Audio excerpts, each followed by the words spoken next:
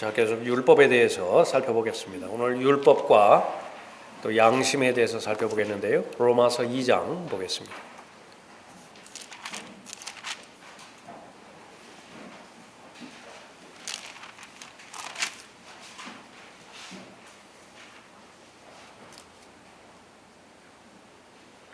로마서 2장 12절부터 15절까지 살펴보겠습니다.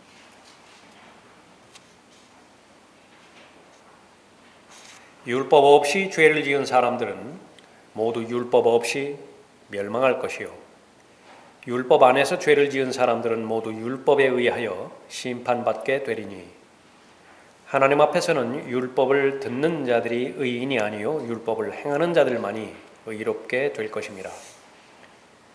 율법이 없는 이방인들이 본성으로 율법에 있는 일들을 행할 때에는 율법이 없어도 이것들이 스스로에게 율법이 되나니 그들의 양심도 증거하고 그들의 이성이 송사하거나 서로 변명하여 그들의 마음에 기록된 율법의 행위를 보여주느니라.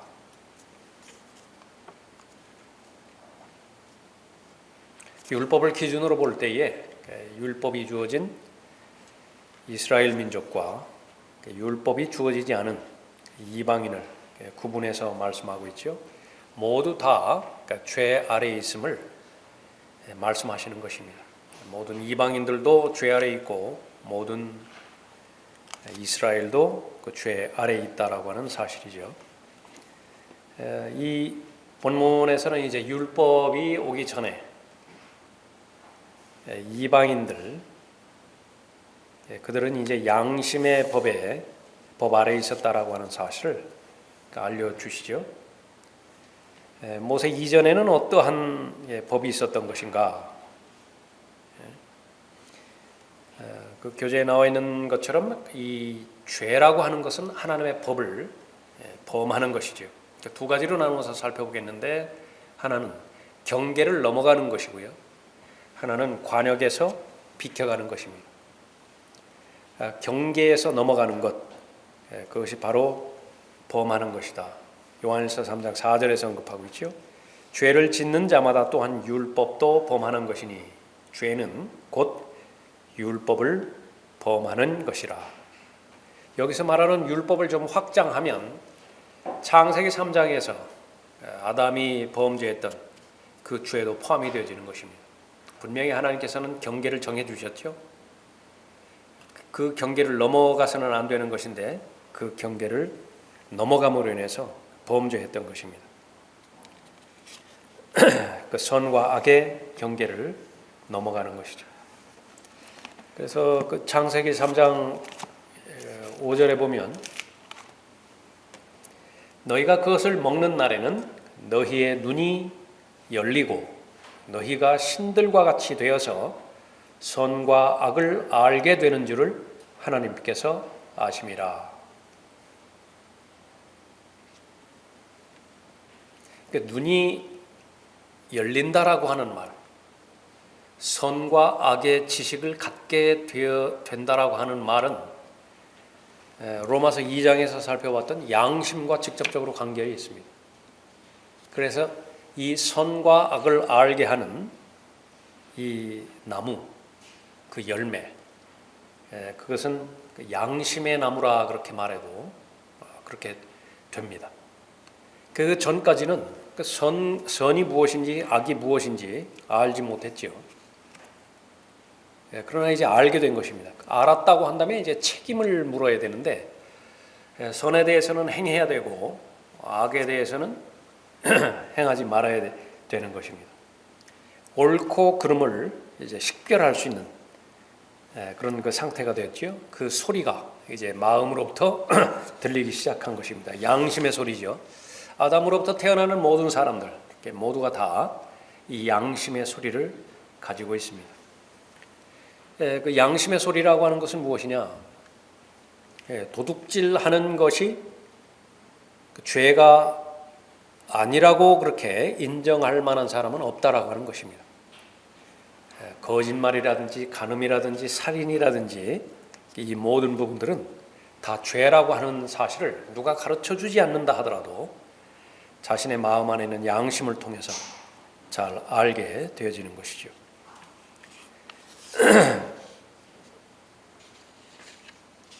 그래서 율법 없이 죄를 지은 사람들, 로마서 2장 12절에서 언급하는 것처럼 이 사람들은 이제 이방인들을 말하는 거죠. 그래서 그 죄를 지은 이방인들을 정죄하고 또 하나님께서 심판하시는 데에는 모세의 율법이 필요가 없는 것입니다. 율법 없으면 율법 없는 상태로 멸망할 것이고요. 율법이 있으면 율법이 있는 상태에서 율법에 의해서 심판을 받고 멸망을 당할 것입니다.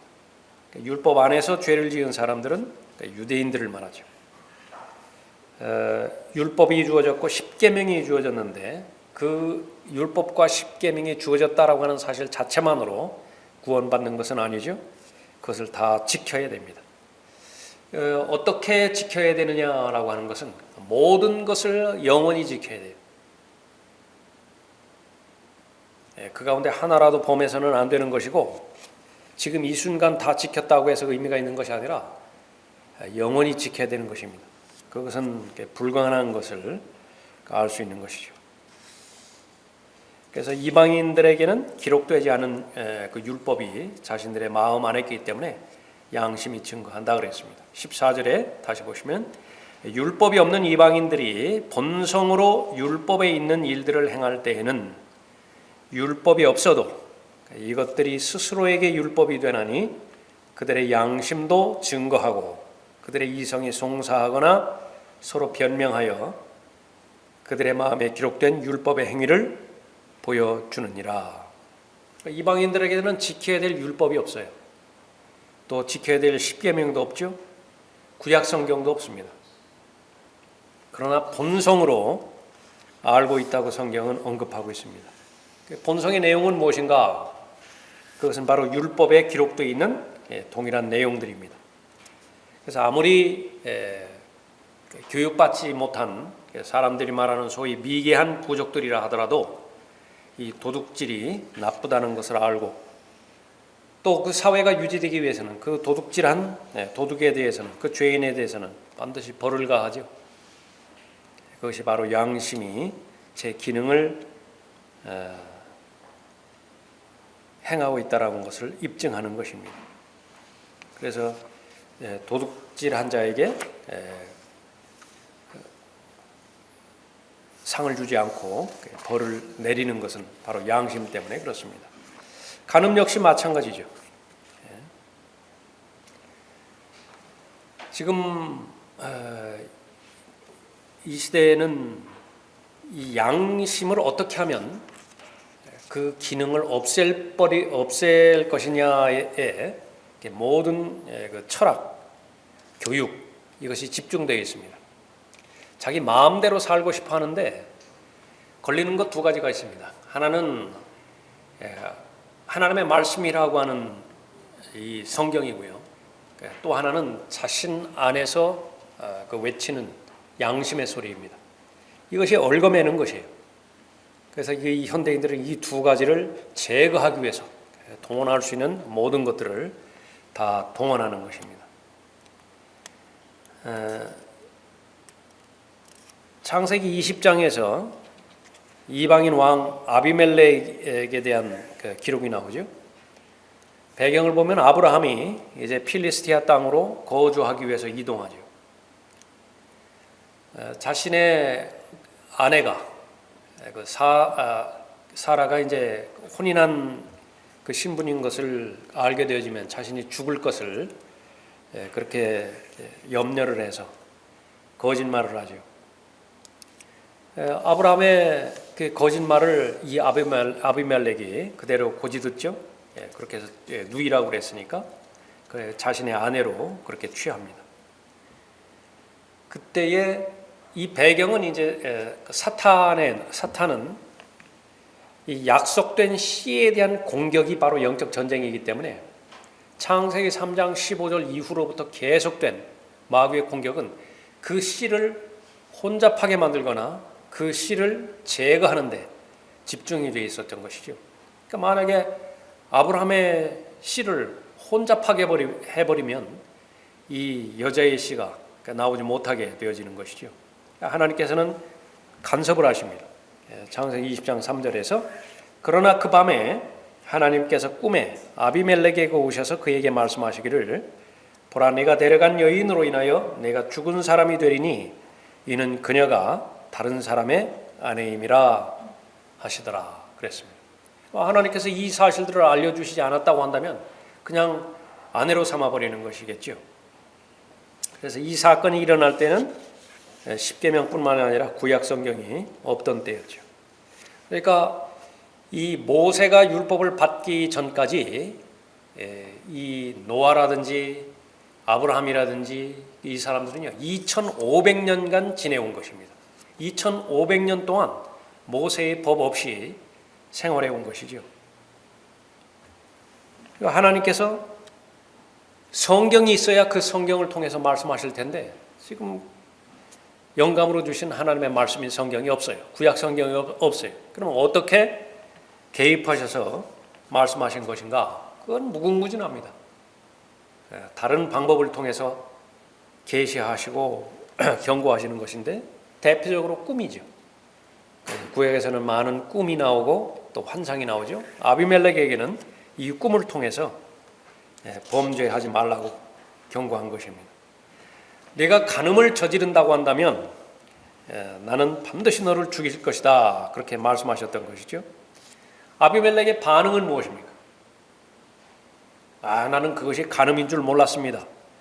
간음을 저지르는 것이 어떻게 죄가 됩니까? 그렇게 반응하지 않았던 것이죠. 간음이라고 하는 사실을 분명히 알았습니다. 남의 아내였다고 한다면 그 아내와 동침한다라고 하는 사실은 간음이라고 하는 사실을 이방인 왕도 알았던 것이죠. 창세기 20장 4절에서 그러나 아비멜렉이 그녀에게 가까이 하지 않았으므로 그가 아뢰기를 주여 주께서는 의로운 민족도 죽이제나이까. 여기서 말하는 의로운 민족, 그 양심대로 반응했다 그 말을 입증하는 것이죠. 그녀는 내 누이라고 나에게 말하지 않았나이까. 그녀 자신도 말하기를 그는 나의 오랍이라 하였나이다. 나는 마음의 온전함과 내 손의 무죄함으로 이렇게 하였나이다. 자신에 대해서 온전하다고 이야기한 거예요. 하나님 앞에서. 또 자신은 무죄하다고 말했던 것이죠. 이 아비멜렉의 그 말에 대해서 하나님께서도 동의하셨죠. 또 이 죄를 짓지 않았을 뿐만 아니라 또 정직했다고 창세기 20장 6절에서 그렇게 언급하고 있습니다. 이 아비멜렉의 경우가 대표적으로 이 로마서 2장 15절의 말씀에 분명한 예가 되는 것이죠. 그들의 양심도 증거하고 그들의 이성이 송사하거나 서로 변명하여 그들의 마음에 기록된 율법의 행위를 보여주느니라.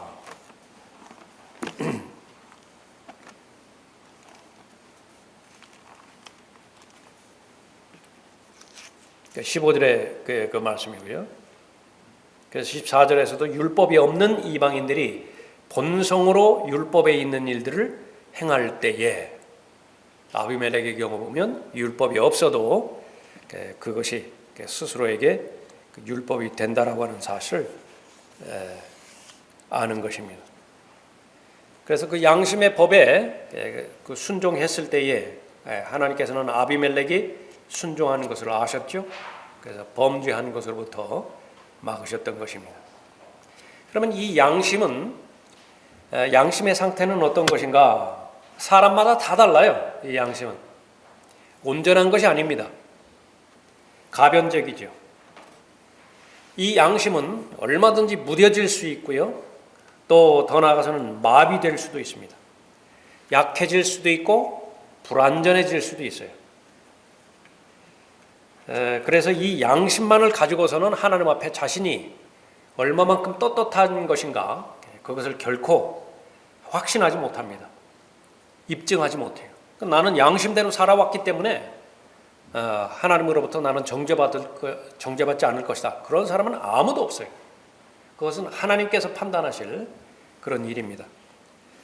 특히 신약 성경에서는 이 마지막 날들 하나님의 심판이 가까우면 가까울수록 이 양심의 소리에 전혀 기울이지 않은 때이지요.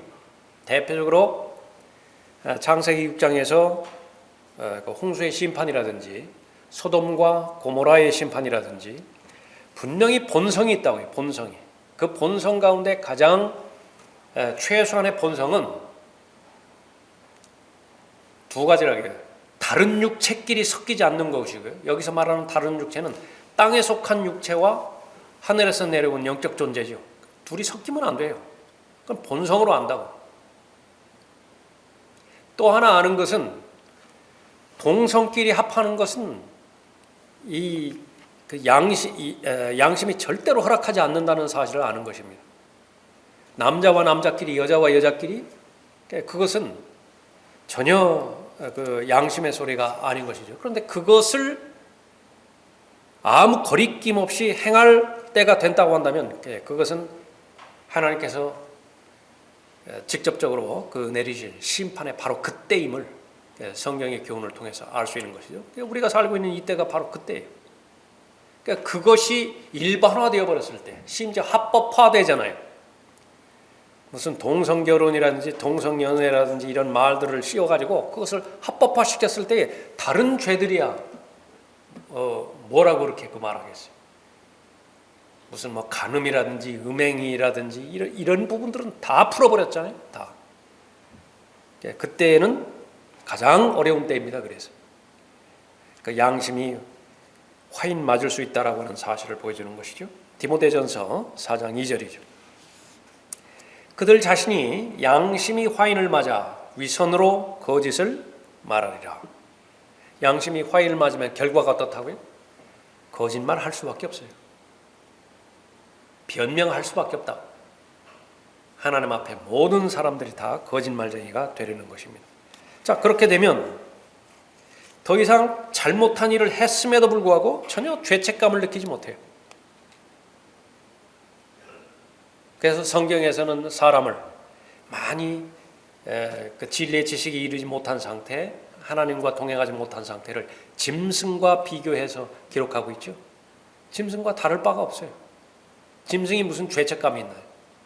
그러니까 유일하게 사람만이 영적 존재이기 때문에 죄책감을 가지고 있는 것인데 그 죄책감의 기능을 할 수 있는 최소한의 기능, 양심의 기능을 화인 맞아버린 것입니다. 그렇게 되어지면은 이제 온통 하나님께서 허락해 주신 그런 그 일들이요 다 왜곡이 돼서 변질이 되어져 버리는 것입니다. 그러니까 먹을 것, 또 마땅히 누려야 되는 즐거움, 또 마땅히 누려야 되는 행복 이런 것들 있잖아요. 다 이것이 다 뒤틀어져 버리고 다 죄와 관련이 되어져 버리는 것입니다. 온갖 중독으로 다 빠져버리는 것입니다. 탐닉으로 다 빠져버리는 것이죠. 그러니까 자신을 망치는 것입니다. 그것을 행하면 행할수록 양심이 마비된 상태에서 행하면 행할수록 자신의 인성은 계속 파괴가 되어져 버려요. 짐승처럼 멸망하는 짐승처럼 되어져 버리는 것입니다. 디도서 1장 15절에서도 정결한 사람들에게는 모든 것이 정결하나 더럽혀진 자들과 믿지 않는 자들에게는 아무것도 정결한 것이 없고 도리어 그들의 마음과 양심이 다 더럽혀져 있느니라. 그래서 양심을 화인 맞게 하는 데 사용되는 대표적인 것들 하나는 문화라고 하는 말이고요. 온갖 뉴스 매체 사람들이 모든 써내는 창조적인 행위라고 하는 모든 뭐 소설, 영화, 모든 것들, 그 뉴스 미디어 이런 그 매체들을 통해서 그 결과는 점점 더 하나님으로부터 더 멀어져 갈 뿐이죠. 그래서 이런 것들에 휩싸여져 있는 오늘날에는 하나님의 목소리를, 하나님의 음성을 들을 수 있는 그 기회가 거의 없게 된 것입니다. 문제는 이런 진리와 무관하게 사는데 전혀 불편함이 없다는 사실. 그 전에는 불편했다고. 그런데 이 라오디케아 시대에 와서는요, 교회를 다니던 교회를 다니지 않든지 간에 아무런 불편함이 없어요. 영적으로 목마름도 없고요, 영적으로 배고픔도 없어요. 그것이 바로 그 양심을 화인 맞은 데 입증하는 것입니다. 또 하나는 이제 교육이죠. 현대인들의 3대 우상 가운데 하나가 교육인데, 이 교육의 목적은 무엇이냐? 하나님으로부터 자유로워지라. 그래서 쓸데없이 죄책감 갖지 말게 하는 것이죠. 모든 상담의 근거에 그 기준이 되어지는 것이 그런 것입니다. 죄책감으로부터 해방시켜 주는 거예요. 그것은 죄가 아니라고. 그것은 죄가 아니라고. 어린아이 때에 누가 가르쳐 주지 않는다 하더라도 담배를 첫 번째 손가락에 끼울 때는요, 가슴이 쿵쾅쿵쾅거린다고. 소주잔을 처음 손에 딱 쥐었을 때는요, 마음이 불편하다고. 그러니까 누구에게나 다 느껴지는 거예요. 그러니까 주변에서 다독여 주는 거예요. 괜찮다고. 그거 할 나이라고. 그거 해야 남자라고. 요즘 뭐 남자 여자 구분도 없지만. 그러니까 처음에는 그런 거 할 때 이 양심이 거리끼어 가지고 그것을 숨어서 그렇게 하려고 했었는데, 그때까지만 해도 양심은 제 기능을 최소한 행하고 있는 것입니다. 그러나 대낮에 그렇게 자신이 하는 행위를 마치 자랑이라도 하려듯이만, 그것은 객기죠. 그렇게 드러내놓고 하는 것, 그것은 본인이 본인을 계속 쇠뇌시키는 것이에요. 본인에게 말하는 것이, 이것은 죄가 아니다, 이것은 잘못된 일이 아니다, 이것은 틀린 일이 아니다, 계속 하는 것이죠. 그 다음의 내용들은 계속 변명거리가 늘어나는 것입니다. 모든 사람들이 다 하는데 뭐. 그러니까 심지어 목사님도 그렇게 하는데 뭐. 또 자기 자신에 대해서는 나쁜 것임을 알 때에는 본인에 대해서도 얼마든지 위로를 주는 것입니다. 내가 마음 먹기만 한다고 한다면 얼마든지 중단할 수 있다고. 골로새서 2장 8절에서 아무도 너희를 철학과 헛된 속임수로 노략질하지 못하도록 주의하라. 근데 불가항력이에요. 어떻게 학교 안 갈 수 있나요?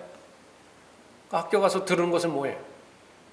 하나님에 대해서는 단 한마디도 듣지 못하는 반면에 이 세상 신이 계속해서 퍼뜨려 놓는 오염들, 악들이죠. 그런 것들에 의해 가지고 세뇌되는 것입니다. 아무리 좋은 교육을 받았다 하더라도 그 교육에 하나님이 계시지 않는다고 한다면, 구원이 없다고 한다면 그것은 바로 저주인 것이죠. 아무도 너희를 철학과 헛된 속임수로 노략질하지 못하도록 주의하라. 그것들은 사람의 전통과 세상의 유치한 원리를 따른 것이며 그리스도를 따른 것이 아니니라. 그래서 이방인들 전체는 자신들의 양심을 따르지 않았기 때문에 이제 잃어버린 자들이 되었습니다. 자신의 양심을 따른다면 이제 어떻게 돼요?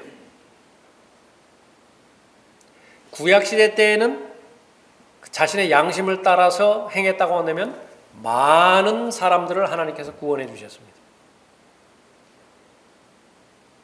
하나님의 은혜예요.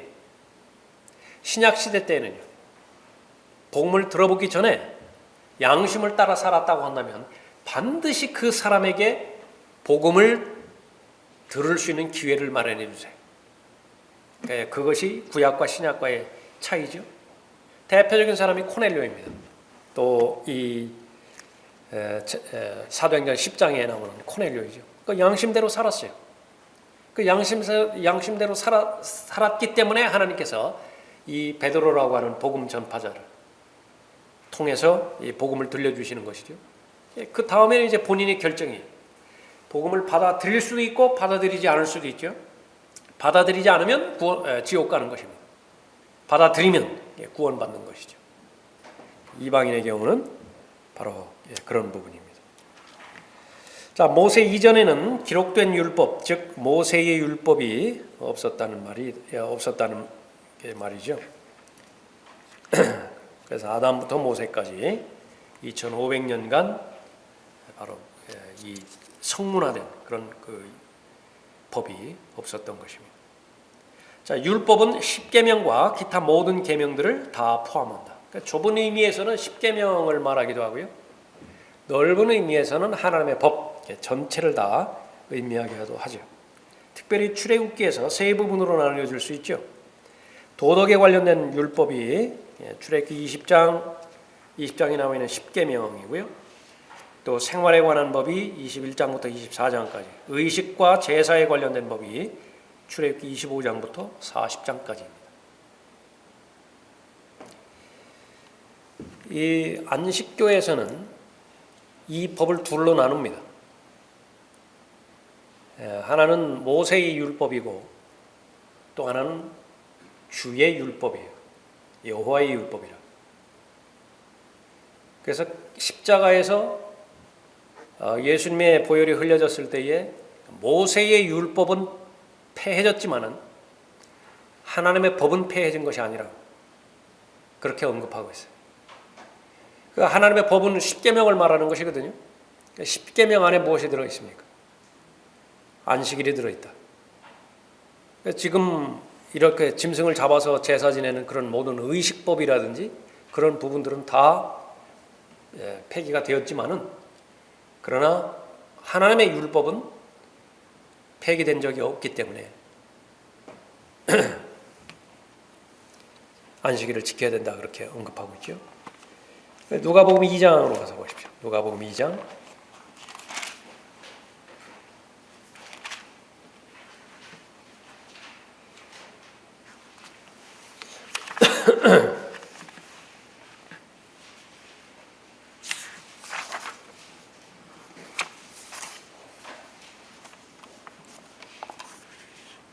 (21절에) 그 후 아기의 할례를 위한 8일이 되니 그의 이름을 예수라 하더라. 이 이름은 그가 잉태되기 이전에 천사에 의하여 그렇게 일컬어진 것이라. 그 후 모세의 율법에 따라 그녀의 정결례를 위한 날들이 차니 그들은 아기를 죽게 드리기 위하여 예루살렘으로 데려왔더라. 모세의 율법이라고 기록되고 있죠. 똑같은 법을 그 다음 절에서는 무엇이라고 하고 있어요? 주의 율법이라고 했죠. 같은 거예요. 모세의 율법이나 주의 율법이나 동일한 것을 말하는 것입니다. 주의 율법에 기록된 바 첫 태생의 남자는 다 주께 거룩하다고 불리리라고 한 것과 같으니 주의 율법에 말씀하신 대로 제물을 드리는데 산비둘기 한 쌍이나 어린 집비둘기 2마리더라. 이렇게 언급하고 있죠. 주의 율법이나 모세의 율법이나 같은 말이라고 하는 사실을 우리가 봅니다. 자, 계속해서 율법에 대해서 이스라엘과 관련돼서 살펴보면 율법은 이스라엘에게만 주어졌습니다. 특별히 그 가운데서 안식일 준수는 이방인에게 주어지지 않았죠. 출애굽기 31장 13절에서 너는 또한 이스라엘 자손에게 고하여 말하기를 너희는 나의 안식일들을 참으로 지킬지니 이는 그것이 너희 대대에 걸쳐 나와 너희 사이에 표적임이라 그랬어요. 안식일은 표적으로 주어졌다고 하는 사실을 우리가 다시 한번 확인을 하고요. 이로써 내가 너희를 거룩해 하는 주임을 너희로 알게 하려는 것이라. 이 표적이라고 하는 말은 에스겔 20장 12절에서도 반복되고 있죠. 또 나는 그들에게 내 안식일들도 주었으니 나와 그들 사이에 표적이 되게 하고 그들로 내가 그들을 거룩하게 하는 주인 줄 알게 하리라. 특별히 이스라엘과만 관련된 표적이에요. 안식일이라고 하는 것은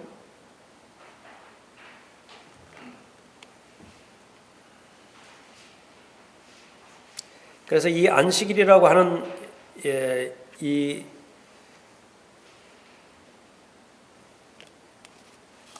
계명을 주신 것은 모세를 통해서 처음으로 주셨기 때문에 모세 이전에 살았던 사람들, 이 아브라함이라든지 노아라든지 그런 사람들은 이 안식일에 대한 개념이 전혀 없었던 것입니다. 또 에스겔 20장 19절부터 21절까지 보면 그들이 내 안식일들을 더럽혔기에 라고 이렇게 언급이 되고 있죠. 책망하는 것입니다. 이스라엘을 책망하는 것이 안식일을 더럽힌 죄에 대해서 책망하고 있죠. 그러나 안식일을 지키지 않은 이방인을 책망하는 구절은 성경에는 없어요. 안식일과 이방인은 전혀 상관이 없습니다. 이방인과도 상관이 없을 뿐만 아니라 교회와 안식일도 전혀 상관이 없는 것이죠. 그래서 그리스도인은 그 경배의 시간으로 주의 첫날을 정해서 하나님 앞에 경배드리는 것입니다. 유대인에게 정해진 안식일 완전히 폐기된 것인가? 그렇지 않습니다. 대환란 때에, 천년왕국 때에 다시 회복이 되어지죠. 지켜지는 것입니다. 그래서 유대인에게 해당되는 안식일이 그 다른 날로 변경되었거나 또 다른 대상, 이방인이나 교회에게 적용된 것이 아닌 것입니다. 지금 안식일 준수가 잠정적으로 중단된 이유, 그것은 유대인의 상황 때문에 그렇죠. 하나님께서 유대인을 다루고 있지 않는 것입니다. 호세아 2장 11절에서 내가 또한 그녀의 모든 환희를 그치게 하리니 그녀의 명절 날들과 그녀의 새 달들과 그녀의 안식일들과 그녀의 모든 엄숙한 명절들이라. 또 호세아 3장 4절 5절에 보면 이는 이스라엘 자손들이 많은 날들 동안 왕도 없고 통치자도 없고 희생제도 없고 형상도 없고 에봇도 없고 트라빔도 없이 거하다가 그 후에 이스라엘 자손들이 돌아와서 주 그들의 하나님과 그들의 왕 다윗을 찾아서 훗날들에 주와 그의 선하심을 두려워할 것임이라. 호세아 3장 4절 이후에서 예언된 것처럼 이스라엘이 회복되어지면 민족적으로 자신의 땅으로 돌아온다고 한다면 안식일 준수도 회복될 것이 반드시 그렇게 될 것입니다. 대표적으로 이사야 66장 23절 말씀이죠. 주가 말하노라 새 달부터 그 다음 새 달까지 또 안식일부터 그 다음 안식일까지 모든 육체가 내 앞에 경배하러 오리라 그랬습니다. 또 에스겔 44장 24절에서도 그들은 내 안식일들을 거룩해 할지니라 말씀하고 있죠. 또 에스겔 46장 1절부터 3절까지도 안식일의 회복에 대해서 언급하고 있습니다. 율법이 주어진 목적, 율법 자체는 거룩하고 의롭고 선하고 온전하고 순수하죠. 그럼에도 불구하고 죄인을 구원해 줄 수는 없습니다. 그렇다면 왜 그 율법이 주어졌는가? 첫 번째로 나와 있는 것처럼 그 율법은 사람을 의롭게 할 목적으로 주어지지 않았다라고 하는 것을 제일 먼저 알아야 되죠. 로마서 3장 20절에서 그러므로 율법의 행위로는 그분 앞에 의롭게 될 육체가 없나니 이는 율법을 통해서는 죄의 깨달음이 있음이니라 말했습니다. 이 로마서 3장 19절에서도 보면 이제 율법이 말하는 것은 무엇이나 율법 아래 있는 사람들에게 말하는 것인 줄 우리가 아노니 이는 모든 입을 막고 온 세상이 하나님 앞에 죄가 있게 하려 함이니라. 그러므로 율법의 행위로는 그분 앞에 의롭게 될 육체가 없나니 이는 율법을 통해서는 죄의 깨달음이 있음이니라 말씀하셨죠. 계속해서 살펴봤지만은 율법은 민족에게 주어졌어요. 어떤 한 민족에게 주어졌습니다. 그 민족의 상태가 죄를 범한 범법함 때문에 율법이 더해졌다라고 하는 사실을 알았죠. 그 율법이 주어졌을 때에 이 민족 전체가 만장일치로 지키겠다고 호언장담한 것입니다. 몇 년 동안이나 그러면은 그 유예 기간을 주신 것인가? 1500년간 유예 기간을 주신 거예요. 율법을 범할 것을 하나님께서 하셨기 때문에 계속해서 은혜 가운데서 인도해 주신 것이죠. 지난 시간에 갈라디아서 3장 우리가 살펴봤던 것처럼 아브라함에게 언약이 주어졌습니다. 그것은 조건이 없는 언약이에요. 그것은 은혜의 언약이죠. 그런데 율법이 430년 후에 율법이 주어졌다고 해서 그 은혜의 약속을 대체한 것이냐? 절대로 그렇지 않다고 그랬습니다. 병행해서 같이 가는 거예요. 아브라함에게 주어진 언약은 계속해서 유지가 되어지고 거기에 430년 후에 율법이 더해졌을 뿐이에요. 그 율법을 지키지 못했으면 어떻게 되세요? 아브라함에게 대한 언약이 완전히 폐기가 되어버렸다면, 대체가 되어져 버렸다고 하면 율법 하나 범했으면 즉시로 죽어야 돼요. 그런데도 안 죽는다고요. 몇 년간이나 안 죽었습니까? 1500년간이나 안 죽었어요. 은혜로 계속 살려주신 것입니다. 베풀어 주신 것이라. 그런데 바로 예수 그리스도께서 나타나시기까지 1500년 동안 어느 한 사람이라도 그 율법을 지켜서 하나님으로부터 의롭다라고 하는 판단을 받아낸 사람이 있는 것인가? 단 한 사람도 없어요. 하나님께서 찾으셨는데 의인은 없나니 한 사람도 없다. 그렇기 때문에 한 민족을 대상으로 해서 본보기예요.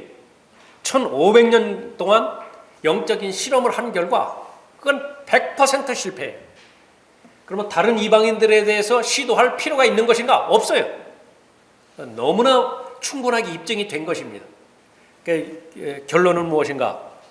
그러므로 율법의 행위로는 그분 앞에 의롭게 될 육체가 없나니.